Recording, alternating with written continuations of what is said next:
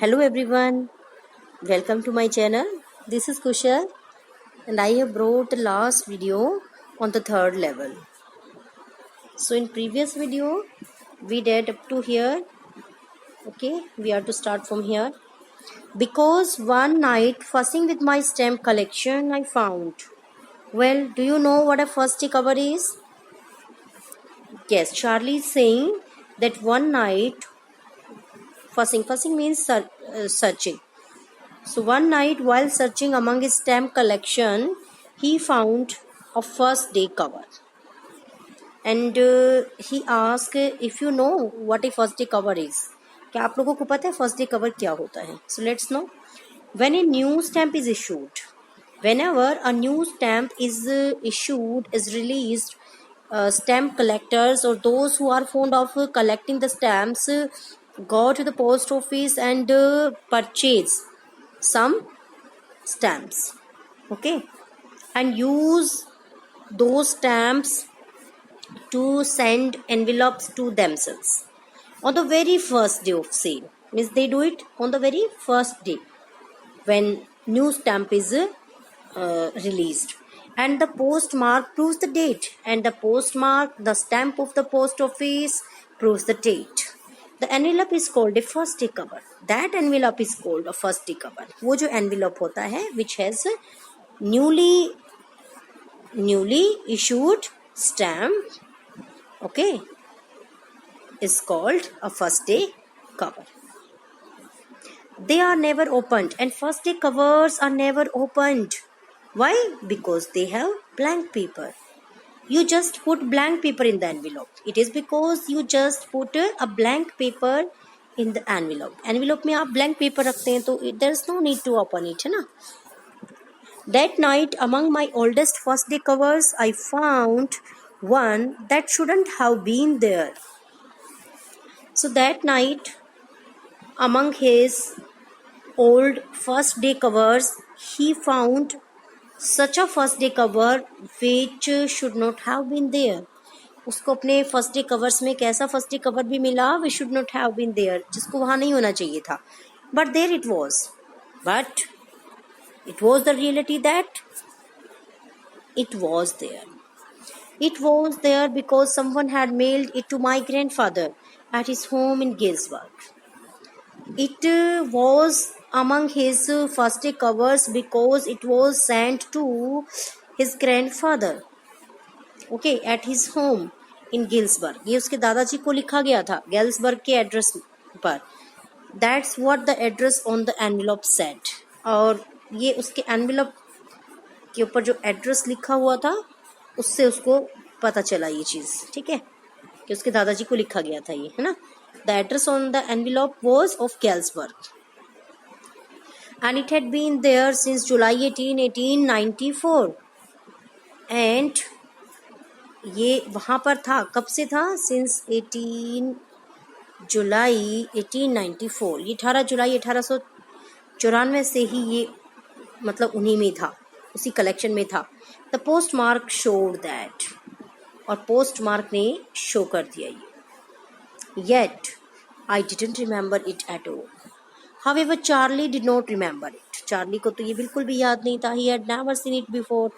The stamp was a 6 cent. Actually, the stamp used on it was of 6 cent. 6 cent की जो है stamp थी. Dull brown. It was of dull brown color with a picture of President Garfield, and it had a picture of contemporary President Garfield. ये उस time की जो है President Garfield की इसके ऊपर picture थी stamp के ऊपर. And when the envelope came to Granddad in the mail, it went right into his collection. So when this first day cover came to his grandfather, naturally it came into his collection and stayed there. And since then it had been there. It had been among his first day covers till I took it out and opened it. और ये वही था जब तक उसने इसको नहीं निकाला था, जब तक उसने इसको खोल के नहीं देखा था, ठीक है. The paper inside wasn't blank. It read. See, the first day cover is usually blank, but here it had a special significance. The paper inside this first day cover was not blank. Something was written on it, means it contained a letter. इसमें एक letter था, इस पे कुछ लिखा हुआ था. Let's see what was written. 941 Willard Street, Galesburg, Illinois, July 18, 1894. ये एड्रेस है गेल्सबर्ग का, उसके दादाजी का, चार्ली के दादाजी का, और लिखा हुआ है चार्ली के नाम. मतलब एड्रेस जो है चार्ली के दादाजी का, क्योंकि उस टाइम में चार्ली तो था नहीं, 1894 में उसके दादाजी थे. ठीक है, and it was meant for Charlie, तो यहाँ पर इसलिए चार्ली का नाम लिखा हुआ है. I go to wishing that you were right. कोई भी जो है राइटर इस लेटर को लिखने वाला, तो क्या कह रहा है कि काश तुम सही होते. I go to wishing that you were right, then I got to believing you were right. तब मैं मतलब विश्वास करता कि तुम सही थे, यानी कि काश तुम, I got to wishing that you were right, कि काश तुम सही होते. ठीक है, जब यानी तुम थर्ड लेवल की बातें मुझे बताते थे तो मैं सोचता था कि काश तुम सही होते. Then I got to believing you were right, तब मैं बिलीव करता कि तुम सही बोल रहे थे. एंड चार्ली इट्स ट्रू, और चार्ली ये सही है, means he was true about the third level. I found the third level. The writer of this letter is saying that he had found the third level. I have been here 2 weeks, and he had been there for 2 weeks. उसको 2 सप्ताह हो गए यहाँ पर third level पे. And right now down the street at the Dailies someone is playing a piano. और यहाँ जो है मतलब down the street at the Dailies के यहाँ पर, ठीक है, ये कोई मतलब नाम है किसी का. ठीक है, तो डेलीज के यहाँ पर गली से थोड़ा दूर, मतलब down the street at the Dalys, someone is playing a piano, कोई यहाँ पर पियानो प्ले कर रहा है. And they are all out in the front porch singing. और यहाँ पर लोग जो है बैठे हुए हैं, they are all out on the front porch पर, घर का जो पोर्च होता है मतलब, ठीक है, पोर्च पे यहाँ पर लोग बैठे हुए हैं. सिंग नेली होम, और ये गाना गा रहे हैं sing Nelly home.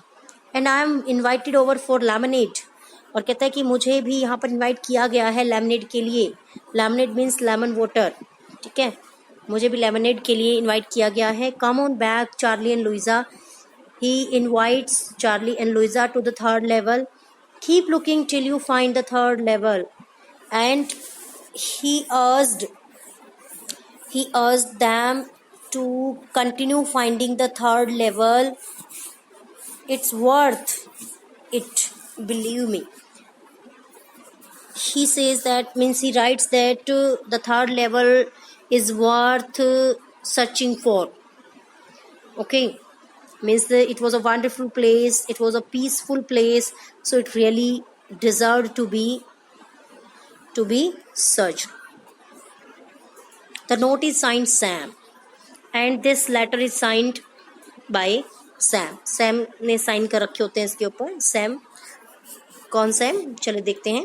At the stamp and coin store I go to.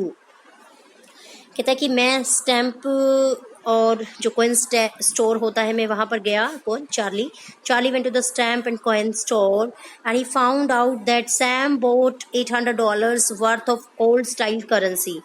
And he came to know that Sam bought $800 worth, $800 के उसने ओल्ड स्टाइल करेंसी खरीद ली. मतलब ठीक है, $800 को रिप्लेस करा लिया उसने ओल्ड स्टाइल करेंसी से.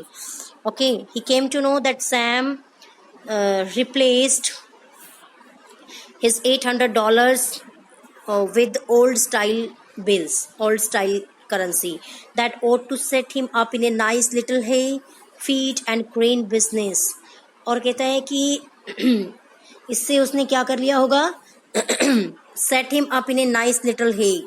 उसने अपना कोई लिटिल हे का कोई बिजनेस शुरू कर लिया होगा. हे क्या होता है, घास फूस होती है. ठीक है, फीड मतलब चारा वगैरह, एंड ग्रेन बिजनेस, और ग्रेन का जो बिजनेस है वो अनाज वगैरह का बिजनेस ये सब शुरू कर लिया होगा उसने, ठीक है. With this money Sam may have established a new business, a business of hay, feed and grain.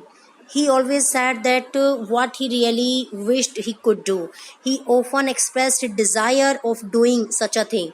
वो अक्सर अपनी इच्छा जाहिर करता था इस तरह का कोई काम करने का, कि भी वो ऐसा कुछ काम करे, ठीक है ना. He always said that is what he really wished he could do. And he certainly can't go back to his old business, and he can't return to his old business. अपने पुराने बिजनेस की तरफ नहीं लौट सकता, वो दोबारा business नहीं कर सकता उस पुराने बिजनेस को. नॉट इन गैल्सबर्ग इलिनॉइस इन 1894. तो वो गैल्सबर्ग में इलिनॉइस जो जगह है, मतलब वहां पर 1894 में स्पेशली वो अपना ओल्ड बिजनेस को कंटिन्यू नहीं कर सकता है. हिज ओल्ड बिजनेस, उसका ओल्ड बिजनेस क्या है, आप ये जानना चाहते हो? वाई, क्यों जानना चाहते हो? Sam was my psychiatrist. Sam कौन था? Sam was my psychiatrist. Sam ही तो था जो मेरा साइकेट्रिस्ट था, जो मैं जिस साइकेट्रिस्ट के पास गया था वो सैम ही तो था, ठीक है. तो आप ये जानना चाह रहे हो कि उसका ओल्ड बिजनेस क्या था? अरे भाई, वो साइकेट्रिस्ट था और वो अपने इस ओल्ड बिजनेस की तरफ नहीं लौटना चाहता था. क्यों? क्योंकि 1894 में इस तरह की किसी की कोई कंडीशन ही नहीं थी कि जिसको एक साइकेट्रिस्ट की जरूरत पड़े. It was a peaceful place.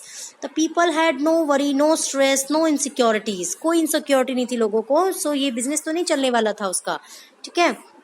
और इस तरीके से जो है एक थ्रिलर मूवी की तरह वो इसको एंड करता है चैप्टर को. Thank you.